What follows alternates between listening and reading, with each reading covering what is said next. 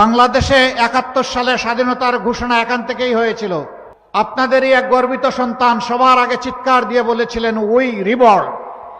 তিনি হচ্ছেন এলডিপির সম্মানিত সভাপতি ডক্টর কর্নেল অলি আহমদ বীর বিক্রম।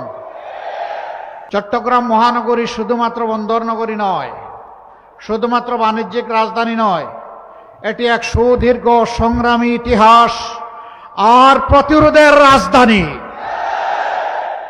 বাংলাদেশে ৭১ সালে স্বাধীনতার ঘোষণা এখান থেকেই হয়েছিল। আপনাদেরই এক গর্বিত সন্তান সবার আগে চিৎকার দিয়ে বলেছিলেন উই রিবর্ন। তিনি হচ্ছেন এলডিপির সম্মানিত সভাপতি ডক্টর কর্নেল অলি আহমদ বীর বিক্রম। জিয়াউর রহমান সাহেবকে হাতে ধরে সামনে এগিয়ে নিয়ে গিয়েছিলেন। চট্টলাবাসী আপনাদেরকে স্যালিউট। এই গর্বিত ইতিহাসের আপনারাই সূচনা করেছিলেন। কেন? তিনি আজকে আক্ষেপ করে বলেন, আমি লড়াই করেছি রণাঙ্গনে, আমি জাতীয়তাবাদী দল গঠনে আমি ছিলাম দ্বিতীয় ব্যক্তি জিয়াউর রহমান সাহেবের পরে।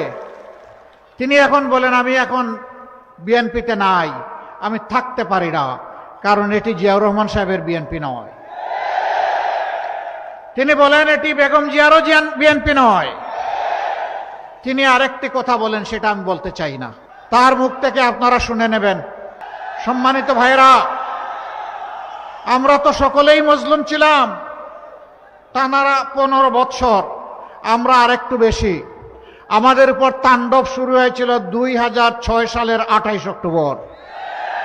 লকি বইটার তাণ্ডব চালিয়ে 0 পয়েন্টে প্রকাশ্য দিবালুকে আমাদের ৬ জন ভাইকে খুন করা হয়েছিল।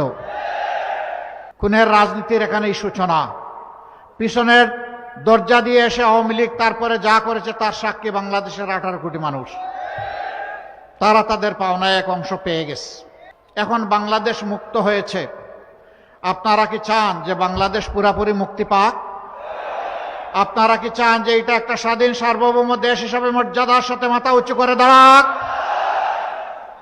যদি তাই চান, তাহলে ফ্যাসিবাদী খাসলতের যারা এদেরকে চিরতরে লাল কার্ড দেখাতে হবে।